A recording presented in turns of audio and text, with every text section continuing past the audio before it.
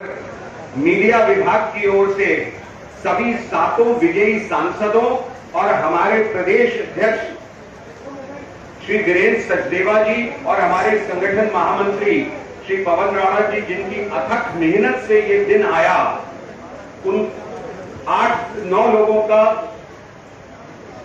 बहुत बहुत धन्यवाद करता हूं, उनको बहुत बहुत अभिनंदन करता हूं।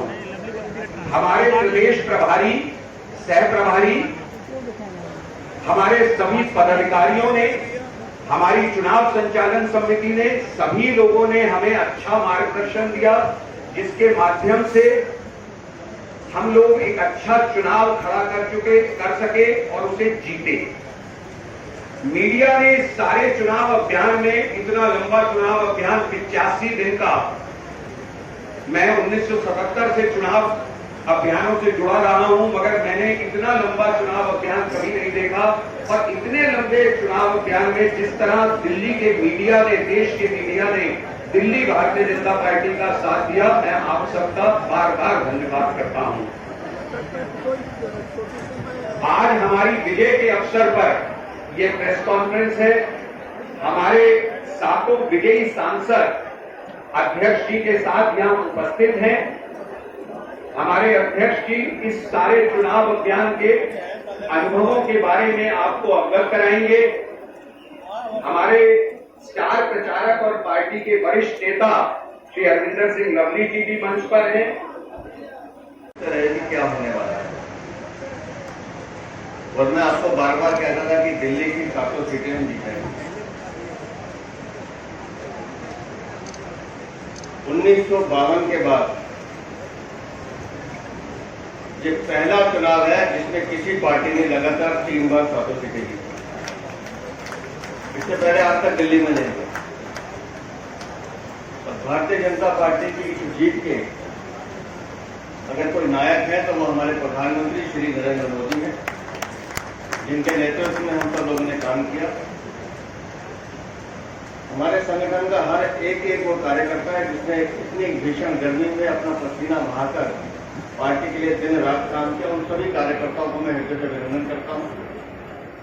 और दिल्ली की जनता का मैं हृदय से, हम सब मिलकर हाथ जोड़कर अभिनंदन करते हैं कि उन्होंने हमें अपना भरपूर आशीर्वाद दिया।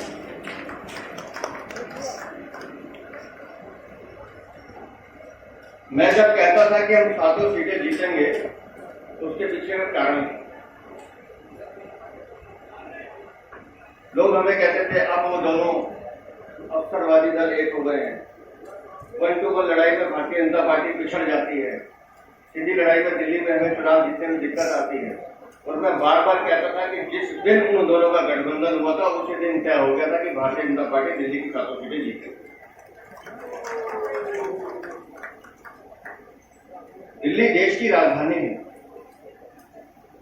और दिल्ली की जनता इतनी जागरूक है, वो देखती थी कि जो लोग पंजाब में एक दूसरे का गला काट रहे हैं वो दिल्ली में कैसे एक दूसरे के गले में काट। दिल्ली ऐसी राजनीति को खूब अच्छे तरह समझती है। और दिल्ली में जो भ्रष्ट सरकार यहां बैठी है, इसने भ्रष्टाचार के नए कीर्तिमान स्थापित किए हैं। उनके भ्रष्टाचार का खुलासा करने में पिछले 16 महीनों में हम लोगों ने एक दिन नहीं छोड़ा। और दिल्ली की जनता इस बात को अब स्वीकार करती है कि दिल्ली का मुख्यमंत्री भ्रष्ट है।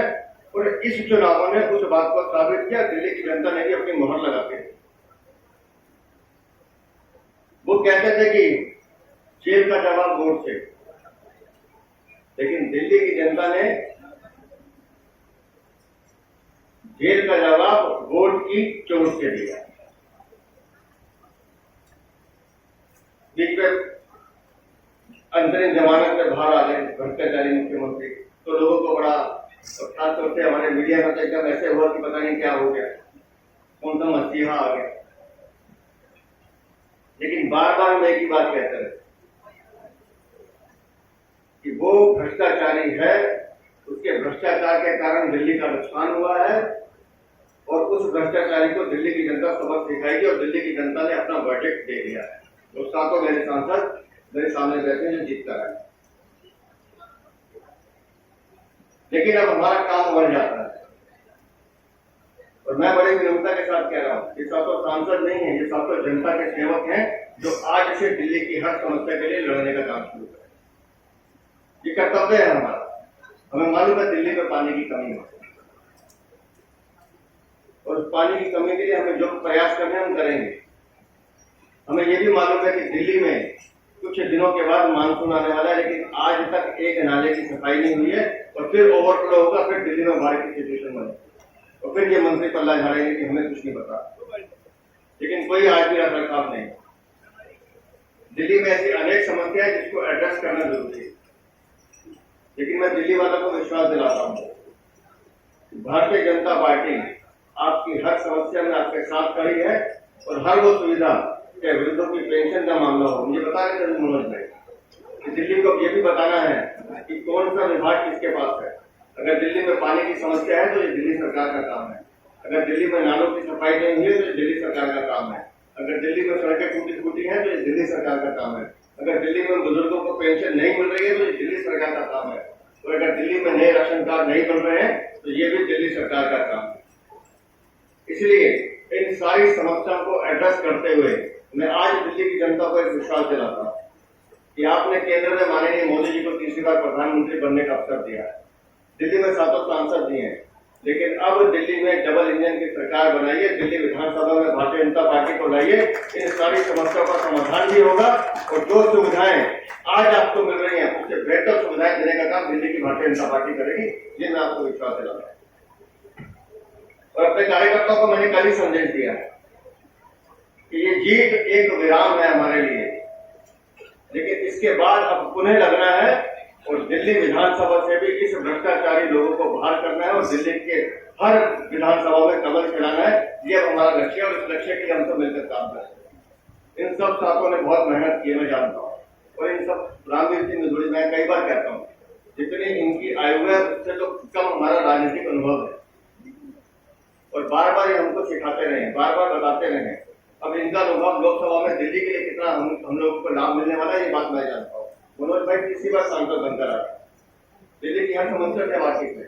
इसी तरह से हर्ष मल्होत्रा हो, योगेंद्र चंदौलिया हो, कमलजीत हो, प्रवीण खंडेलवाल हो, बांसुरी हो, ये सब लोगों ने संगठन में काम किया है।